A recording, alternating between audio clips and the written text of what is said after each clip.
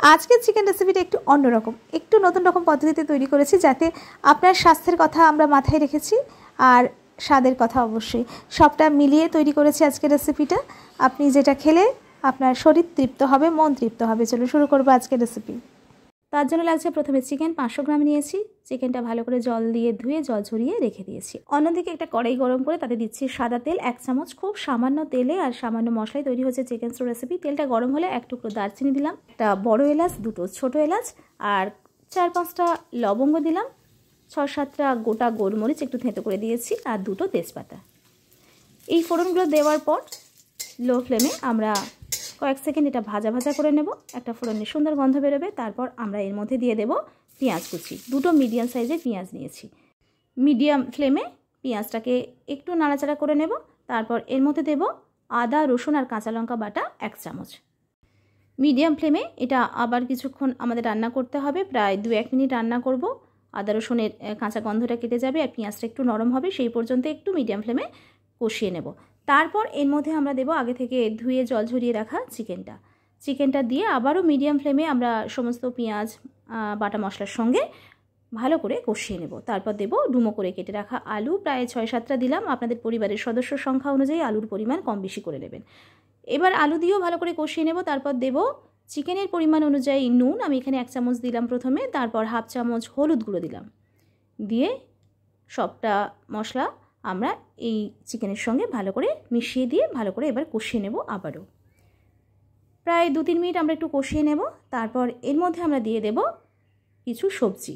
তবে আমি আজকে দিচ্ছি পেঁপে, লম্বা করে একটু বেশ মোটা মোটা করে কেটে নিয়েছি পেঁপে। আপনি বিনস গাজর দিতে পারেন, যদি গাজর দেন তো এই পেঁপের সঙ্গেই দিয়ে দেবেন। আর বিনসটা কিন্তু এই সময় দেবেন না, যখন জল দেবেন মাংস কষানোর পর, তারপরে মানে সবটা সিদ্ধ হয়ে গেলে জাস্ট একটু সিদ্ধ বাকি থাকবে তখনই বিনসটা দেবেন, কারণ বিনস সিদ্ধ হতে মানে বিন করে সিদ্ধ হতে বেশি সময় লাগে না। এবার চেরা কাঁচা পাকা লঙ্কা আমি দিচ্ছি প্রায় 5-6টা, এটা ঝাল অনুযায়ী যেমন ঝাল খাবেন তেমন দেবেন। আর দিচ্ছি 2টো মানে মাঝারি সাইজের টমেটো, দেখতেই পাচ্ছেন আমি একটা টমেটো দুভাগ করে কেটে দিয়েছি। এবার সবটাই আমরা খুব ভালো করে কষিয়ে নেব, মিডিয়াম টু হাই ফ্লেমের মধ্যে এবার কষিয়ে নেব যতক্ষণ না সবজির মাংসের কাঁচা গন্ধটা চলে যাচ্ছে। কষানোটা একটু ভালো করতে হবে, একটু সময় ধরে 2-3 মিনিট ধরে একটু কষিয়ে নেব। একটু বেশ কষানো হয়ে গেলে তারপর আমরা এর মধ্যে জল দেব পরিমাণ মতো, যাতে সবজি মাংস ডুবে যায় সেই পরিমাণ জল দেব, কারণ আমরা এখানে আজকে স্টু বানাচ্ছি, তাই জলের পরিমাণটা একটু বেশি থাকবে। আর অবশ্যই জল দেওয়ার আগে কিন্তু একটু ভালো করে কষিয়ে নেবেন।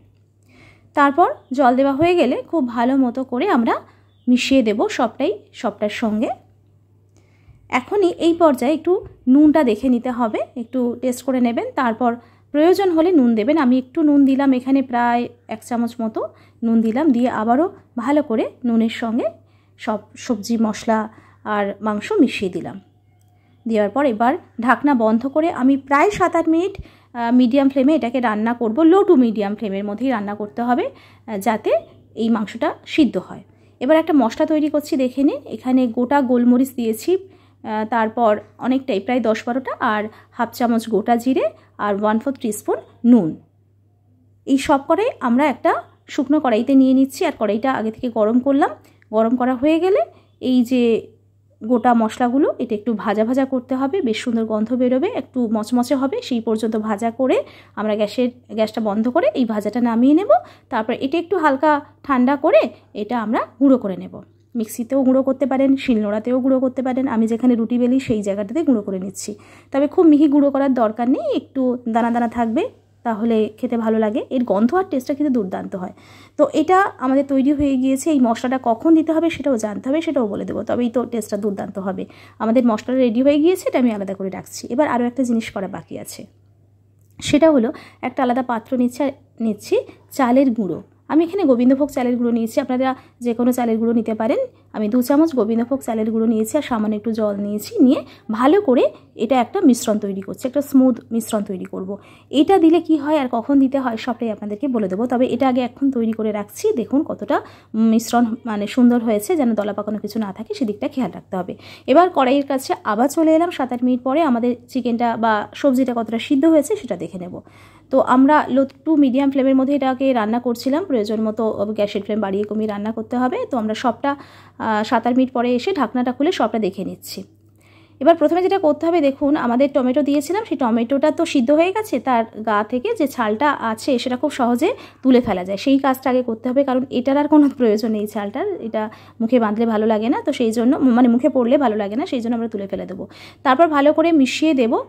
এইবার যেটা দেখব সেটা হচ্ছে সিদ্ধ হয়েছে কিনা। দেখুন আমি দেখছি যে খুন্তি দিয়ে অনেকটা চাপ দিলে তবেই সিদ্ধ হয়েছে, মানে আরেকটু সিদ্ধ হওয়ার প্রয়োজন আছে। তো আমরা আরেকটু সিদ্ধ করব, কিন্তু তার আগে আমরা আরেকটা কাজ সেরে নেব।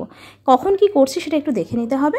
এবার আমরা যেটা দেব সেটা হলো, এই পর্যায়ে দেব চাল, যে আমরা চালের গুঁড়ো জল দিয়ে যে মিশ্রণটা তৈরি করেছিলাম সেইটা দিয়ে দেবো। চাল গুঁড়ো না দিয়ে আপনারা চাল বাটাও দিতে পারেন, তার জন্য চালটা একটু ভিজিয়ে রাখতে হবে, রেখে জল দিয়ে বেটে নিতে হবে। দিলে কি হয়, এটা এই পর্যায়ে দেব, দিলে কি হবে আমাদের যে ঝোলটা সেটা একটু ঘন হবে। এবার দেওয়ার পরে ঢাকা দিয়ে আরও 5 মিনিট রাখবো, মিডিয়াম ফ্লেমে রান্না করব। আমাদের এতক্ষণে নিশ্চয়ই সিদ্ধ হয়ে গিয়েছে সমস্ত সবজি এবং চিকেন।